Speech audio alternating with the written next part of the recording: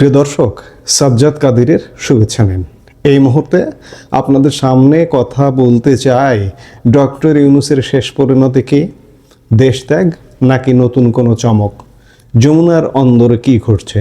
বাংলাদেশের ইতিহাসে এক নতুন অধ্যায়ের সূচনা হয়েছে। অন্তর্বর্তীকালীন সরকারের সময়কাল শেষ, দেশ পেয়েছে নতুন প্রধানমন্ত্রী তারেক রহমান।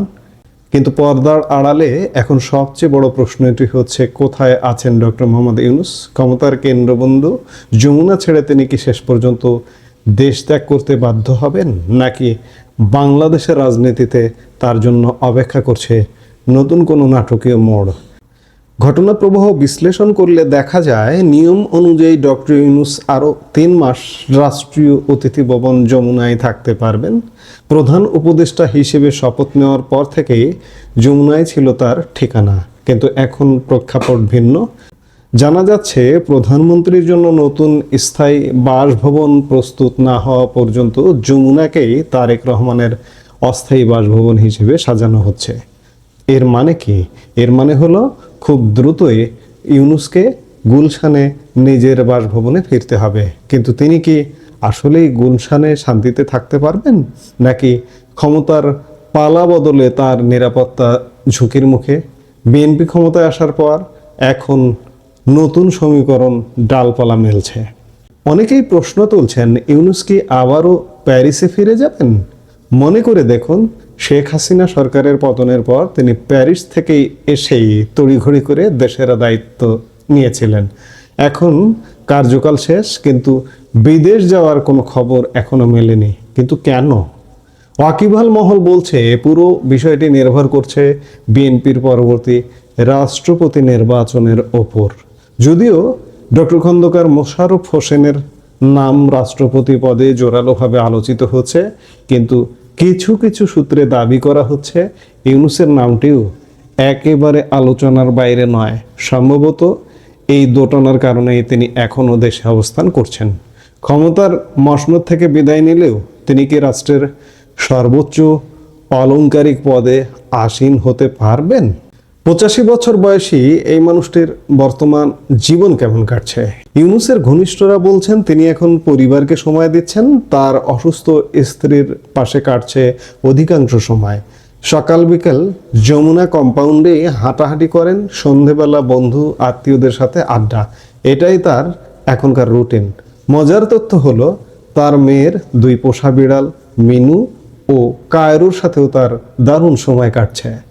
তবে কি তিনি এই যে হঠাৎ করে রাষ্ট্রাচারের মধ্যে ঢুকে গিয়েছিলেন, সেখান থেকে কি তার অবসান ঘটছে? এখনো পর্যন্ত রাষ্ট্রীয় ভবনে বা রাষ্ট্রীয় আবাসস্থলেই তিনি আছেন, সেগুলো থেকে কি তার অবসান ঘটতে যাচ্ছে? ডক্টর ইউনূস সবসময় 3-0 বা 3-0 স্বপ্ন দেখেছেন। শূন্য দারিদ্র্য, শূন্য বেকারত্ব, শূন্য কার্বন নিঃসরণ। শোনা যাচ্ছে গুলশানে ফিরে গিয়ে তিনি এগুলো বাস্তবায়নেই মন দেবেন। কিন্তু প্রশ্ন হলো, রাজনৈতিক বাস্তবতায় তিনি কি সেই সুযোগ পাবেন? এবং এর সাথে বিতর্কও আছে। ডক্টর ইউনূসের 3-0 থিওরি, শূন্য দারিদ্র্য। ডক্টর ইউনূসের শাসনকালে বাংলাদেশের দারিদ্র্যের হার বেড়ে গেছে। শূন্য বেকারত্ব, ডক্টর ইউনূসের আরেকটা থিওরি। ডক্টর ইউনূসের শাসনকালে বাংলাদেশের বেকারত্ব বেড়ে গেছে। শূন্য কার্বন নিঃসরণ। শূন্য কার্বন নিঃসরণ মানে পরিবেশ সুরক্ষা। পরিবেশ সুরক্ষাও কতটুকু হয়েছে সে ব্যাপারে $1 বিলিয়ন প্রশ্ন আছে ডক্টর ইউনূসের শাসনকালে। এবার আসা যাক সবচেয়ে বিতর্কিত অংশে। ইতিহাসে 1-11 সরকার প্রধান ফখরুদ্দীন আহমেদকে আমরা দেখেছি। তৎকালীন অনেক বিশ্লেষকের মতে ফখরুদ্দীন সরকার ছিল ইউনূস সরকারের চেয়ে শতগুণ স্থিতিশীল এবং ভালো সরকার। ফখরুদ্দীনের বিদায় হয়েছিল সব দলের অংশগ্রহণে একটি অবাধ, নিরপেক্ষ এবং অন্তর্ভুক্তিমূলক নির্বাচনের মাধ্যমে। কিন্তু এবার প্রেক্ষাপট একদম উল্টো। আওয়ামী লীগকে বাইরে রেখে হওয়া একতরফা নির্বাচনে বিএনপি ক্ষমতায় এসেছে। ডক্টর ইউনূসের বিতর্কিত শাসনামল নিয়ে জনমনে ক্ষোভের অন্ত নেই। অনেকের মতেই ইউনূসের আমল বাংলাদেশের ইতিহাসে অন্যতম বিতর্কিত সময়। ফখরুদ্দীন যদি দেশ ছাড়তে বাধ্য হন, তবে ইউনূসের শেষ পরিণতি কি? তিনি কি দেশেই নিরাপদে থাকবেন, নাকি ফখরুদ্দিনের মতো চিরতরে বিদেশে পাড়ি দেবেন। ঈদের পর যমুনা থেকে গুলশানে ফেরার পরিকল্পনা কি কেবলই কথার কথা, নাকি দেশ ছাড়ার আগের প্রস্তুতি? সবচেয়ে বড় একটি সংকেত পাওয়া গেছে, সেটি হচ্ছে কূটনৈতিক পাসপোর্ট হস্তান্তরের খবর। একজন ক্ষমতাধর ব্যক্তি যখন তার বিশেষ পাসপোর্টটি সমর্পণ করেন, তখন বুঝতে হবে তিনি সাধারণ নাগরিক জীবনে ফিরতে চাইছেন অথবা তাকে বাধ্য করা হচ্ছে। বিএনপি সরকারের আমলে ডক্টর ইউনূসের ভূমিকা কি হবে তা নিয়ে ধূম্রজাল কাটছে না। তিনি কি বাংলাদেশের মাটিতে থেকে তার 3-0 পরিকল্পনা বাস্তবায়ন করতে পারবেন, নাকি অতীতের বিতর্ক তাকে টেনে ধরবে? ডক্টর মোহাম্মদ ইউনূস একদিকে বিশ্বখ্যাত নোবেলজয়ী, অন্যদিকে বাংলাদেশের ইতিহাসের সবচেয়ে আলোচিত এবং সমালোচিত অন্তর্বর্তীকালীন সরকার প্রধান। তার শেষ পরিণতি ফখরুদ্দিন আহমেদের মতো নির্বাসন হবে, নাকি বাংলাদেশের মাটিতেই তিনি সম্মানের সাথে থাকবেন, তা কেবলই সময়ই বলে দেবে। এবং আরেকটি প্রশ্ন, আরেকটি কৌতূহল মানুষের মানে ঘুরপাক খাচ্ছে যে ডক্টর ইউনূস রাষ্ট্রপতির পদ অলংকৃত করবেন কিনা। কারণ ডক্টর ইউনূস পরিষদের একজন ইতিমধ্যেই পররাষ্ট্র উপদেষ্টা হয়েছেন। সেই ধারাবাহিকতায় কি ডক্টর ইউনূসই রাষ্ট্রপতি হতে যাচ্ছেন কি? এটি এখনো একটা খুব বড় ধরনের প্রশ্ন।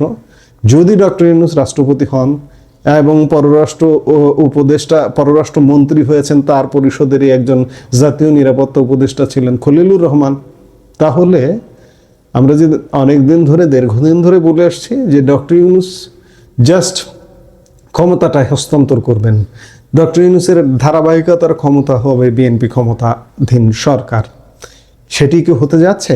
সেটি দেখতে আরও 1-1.5 মাস অপেক্ষা করতে হবে, অন্ততপক্ষে রাষ্ট্রপতি নির্বাচন পর্যন্ত। ডক্টর ইউনূস রাষ্ট্রপতি হচ্ছেন, নাকি বিএনপিতে যার নাম সবচেয়ে বেশি আলাপ হচ্ছে ডক্টর খন্দকার মোশাররফ হোসেন, তিনি হচ্ছেন? এগুলো দেখতে আমাদের অপেক্ষা করতে হবে। আপনারা কি মনে করেন, ডক্টর ইউনূসের কি রাজনীতিতে থাকা উচিত, নাকি তার বিদেশে চলে যাওয়ায় নিরাপদ? কমেন্ট করে আমাদের জানান। এই মুহূর্তে এ পর্যন্ত। সবাই ভালো থাকুন, সুস্থ থাকুন। আমাদের ভিডিওগুলো নিয়মিত পেতে সাবস্ক্রাইব করুন Sajjad Kadir and the legends YouTube channel এবং লাইক, কমেন্ট, শেয়ার করে সাথে থাকুন।